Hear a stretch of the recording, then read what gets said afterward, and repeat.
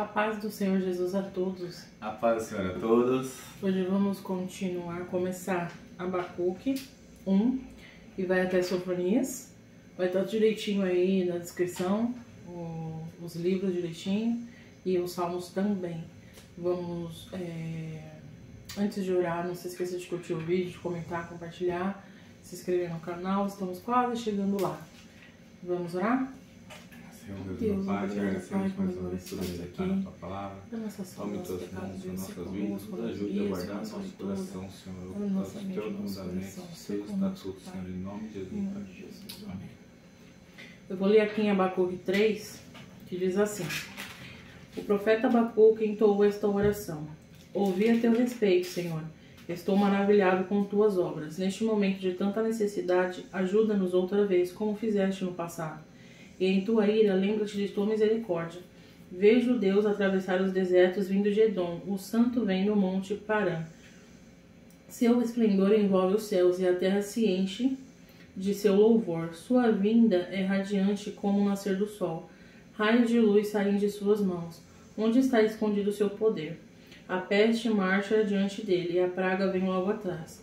Quando ele para, a terra estremece. Quando ele olha, as nações tremem. Ele derruba os montes perpétuos e arrasa as colinas antigas. Deles são os caminhos eternos. Vejo o povo de Cusã em aflição, e a nação de Midian treme de terror. Foi com ira, Senhor, que feriste os rios e dividiste o mar? Estavas furioso com eles? Não. Vinhas em tuas carruagens vitoriosas. Pegaste teu arco e tua aljava, cheia de flechas, e dividistes a terra com os rios. Os montes viram e tremeram, e as águas avançaram com violência. Um grande abismo clamou e levantou bem alto as mãos. O sol e a lua pararam no céu enquanto tuas flechas brilhantes voavam e tua lança reluzente faiscava. Marchastes pela terra com ira e furioso pisastes as nações. Saístes para resgatar teu povo, para libertar teus ungidos. Esmagaste a cabeça dos perversos e os descobristes até os ossos. Com as tuas armas destruístes o líder dos que avançaram como um vendaval, pensando que o povo fosse presa fácil. Marchaste sobre o mar com teus cavalos, e as águas poderosas se agitaram. Estremeci por dentro quando ouvi isso. Meus lábios tremeram de medo. Minhas pernas vacilaram, e tremi de terror. Esperarei em silêncio pelo dia em que a calamidade virá sobre os nossos invasores. Ainda que a figueira não floresça e não haja frutos nas videiras, ainda que a colheita de azeitonas não dê nada e os campos fiquem vazios e improdutivos, ainda que os rebanhos morram nos campos e os currais fiquem vazios, mesmo assim me alegrarei no Senhor. Exultarei no Deus de minha salvação. O Senhor soberano é minha força. Ele torna os meus pés firmes como os da corça, para que eu possa andar em lugares altos. Lendo o 1 e o 2, eu vi que Abacuque, ele recebeu uma mensagem através de uma visão, e o Senhor disse a ele o que faria, né, com o povo de Israel. E Abacuque, ele questionou o Senhor, né? Por que tudo isso ia acontecer? Por que o Senhor ia ver tudo isso acontecer e não ia fazer nada? Mas o Senhor explica para ele, né? Todo o processo. Então o Senhor fala: acontecerá tudo isso. Eles serão cativos pelos babilônios. Mas depois eu vou mudar o coração do meu povo. O povo vai me adorar com verdade. Eles não vão mais pecar contra mim, e eu vou resgatar vocês. E tudo que fizeram contra vocês, ali o povo da Babilônia e as outras nações que caçoaram dessa situação, eles serão destruídos. Então, quando eu li esse versículo antes, eu não entendia muito bem. É por isso que a gente tem que ler sempre o contexto do porquê Abacuque está falando isso. Que ainda que a figueira não floresça, ainda que não haja fruto na vide, todavia me alegrarei. Eu confiarei no Senhor, no Deus da minha salvação. Porque Deus mostra para ele em visão. Aqui está falando no 1, essa mensagem que o profeta Abacuque recebeu numa visão. Então Deus mostra para ele, vou destruir Israel, mas eu vou resgatar. Só que o povo de Israel vai chegar no momento que eles vão pensar assim, mas não vai ter jeito mais para nós. Assim como Deus mostrou para Ezequiel. A vida nesse vale de ossos secos, porque o povo não acreditava mais. Porque o povo pensava assim, já era a nossa terra natal, a gente não volta mais, lá tá tudo destruído. Mas não, Deus resgatou tudo. E assim Deus faz as nossas vidas. Muitas das vezes a gente não dá crédito, a gente não vê um futuro, a gente não vê uma esperança. Mas se Deus falou que vai fazer, é porque Ele vai fazer. Se Ele disse aqui que levaria eles para a Babilônia e depois iam resgatar eles, assim foi feito. Deus fez tudo o que tinha que ser feito, porque eles foram levados por causa do pecado deles, só que aí Deus tratou eles, né? Eles foram tratados e eles voltaram através de quem? De Neemias, um homem de Deus, de Esdras, de Ageu, se eu não me engano. Eles voltaram e aí refizeram os muros, refizeram a Jerusalém, né?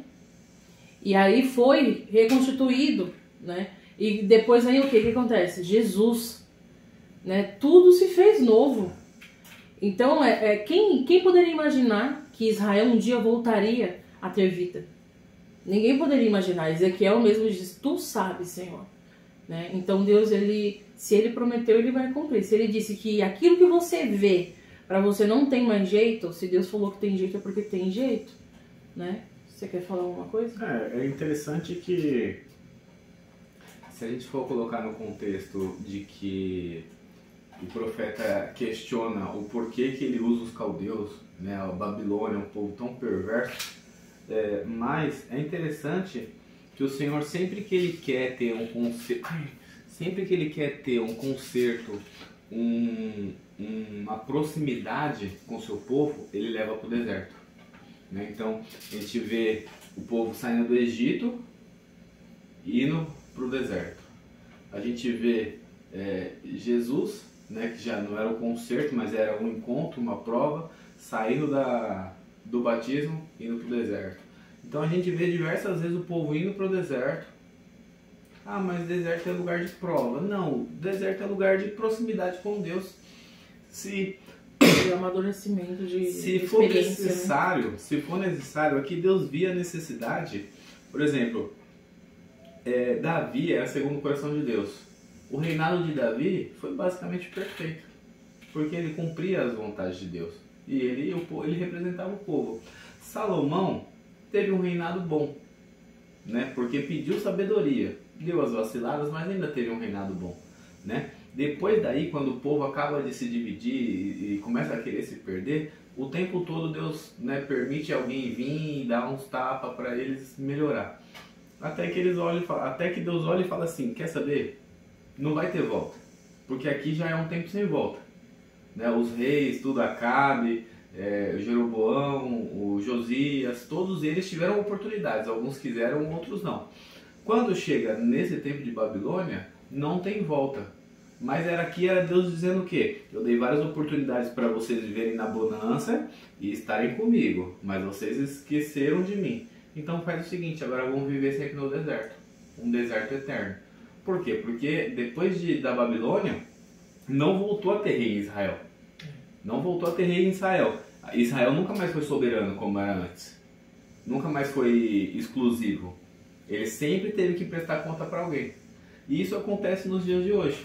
Só Jesus, né? Foi o rei. Sim, dos judeus. Sim. Não, mas eu digo assim, nunca mais teve um rei, eu entendi. Nunca mais foi um reinado soberano, né? Que vai reinar sobre as outras nações, como foi tipo com Davi, que as outras nações pagavam impostos, Salomão recebia impostos reinado e tal. Físico, né? Físico, o mundo aqui mesmo, carne, né? E isso é até hoje. Muitas das vezes Deus não permite a gente acessar aquilo que o nosso sonho humano, carne, almeja, porque sabe que vai tirar da presença dele. Então ele não deixa. Agora, se tem um coração segundo o coração dele, você vê que a pessoa alcança, mas ela não dá importância para aquilo, ela está com o coração no Senhor. E você vê que são raras as pessoas são raros os contextos, não são muitos, são poucos, que têm a bonança disponível, mas escolhem servir ao Senhor. E muitos que sonham em viver uma abundância, uma bonança, mas não conseguem chegar lá, porque o coração não está 100% no Senhor. Então o Senhor, para não perder, não permite. Então ele sempre mantém lá, vamos usar o exemplo do texto, né? Com um reino que subsiste debaixo de outro. Então, por exemplo, você vai ter um bom emprego, vai virar gerente, mas não vai ser o dono. Você vai ter um cargo legal, mas não vai ser o chefe. Isso às vezes, por quê? Porque Deus sabe que se Ele permitir colocar essa xícara bonita no armário de copos, ela vai querer se exaltar entre os copos de vidro e falar: olha, eu sou azul e eu tenho alça. Mas não é isso que Deus quer. Não é isso que Deus quer que aconteça, né? E isso é até os dias de hoje. A gente às vezes subsiste por não colocar o coração no Senhor, como o próprio povo de Israel acontecia aqui. É acometido de deserto o tempo todo. É até algo que o crente brinca uns com os outros, de que se não está passando prova é porque tem alguma coisa errada. E é mais ou menos por conta disso. Só que é o inverso, né? Se está passando prova é porque tem alguma coisa errada. Né? O crente ele não precisa viver de prova, ele precisa viver de jejum e oração. E estando assim, não tem prova, dá para viver bem. Mas se viver bem, para de orar, deixa de jejuar.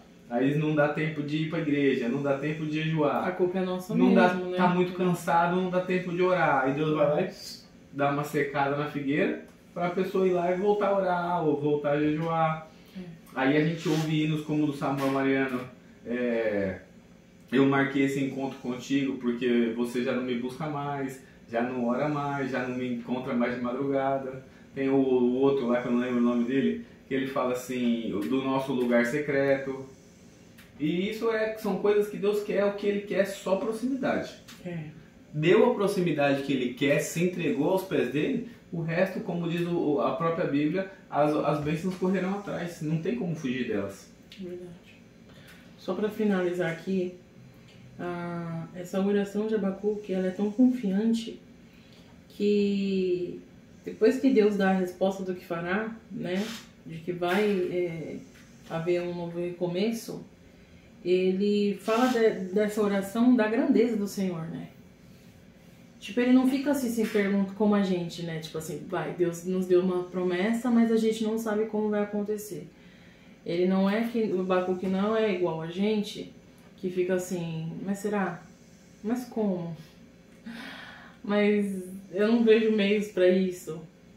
Ou será que essa promessa realmente vai se cumprir? Será que essa promessa é verdadeira? Continue mais sobre Ele isso. não fica falando isso. O que Abacuque faz? Ele fala da grandeza do Senhor.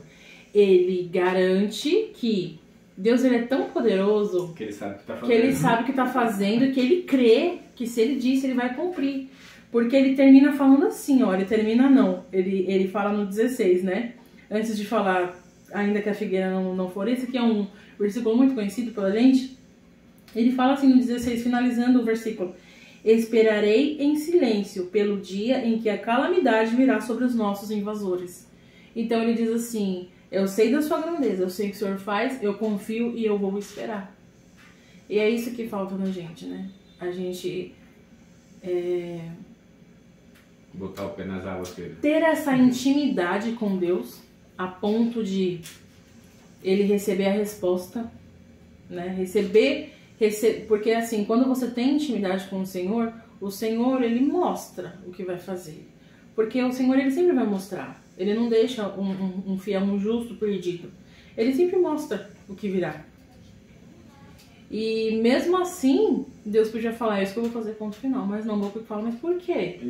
Mas peraí, mas por que vai acontecer tudo isso? O Senhor vai deixar, o Senhor vai ver a gente sofrendo, não vai fazer nada? Ele ainda vai, responde de novo a Abacuque. Isso é o que? Intimidade, né? Ele pede, né, por o Senhor, por uma resposta, o Senhor responde ele. E aí depois ele finaliza confiando no Senhor. Falando, não, se o Senhor disse que vai ser assim, e eu vou esperar, e isso vai acontecer. Mesmo que eu não veja, mesmo que pareça impossível. Se Ele disse, eu confio no Senhor da minha salvação. Então, é isso que falta na gente, é confiar na promessa, confiar no que o Senhor disse que vai fazer. Não ficar duvidando, ficar com dois pensamentos, né? Tem uma palavra certa. Tô roxando em dois pensamentos. Tem outra palavra certa que eu esqueci agora, que o Tiago fala, né? Nós não podemos duvidar, nós temos que pedir, nós temos que esperar com fé no Senhor, porque Ele é Deus, Ele é grande e Ele vai fazer. Amém? Amém. Vamos orar. Senhor Deus, meu Pai, te agradecemos mais uma vez meditar na Tua Palavra. Nos ajude, Senhor, a andar, a confiar nos Teus caminhos, nas Tuas promessas, Senhor, em nome de Jesus. Senhor, esperar em Ti, Senhor, com paciência no Senhor, em nome de Jesus. Amém. Tchau.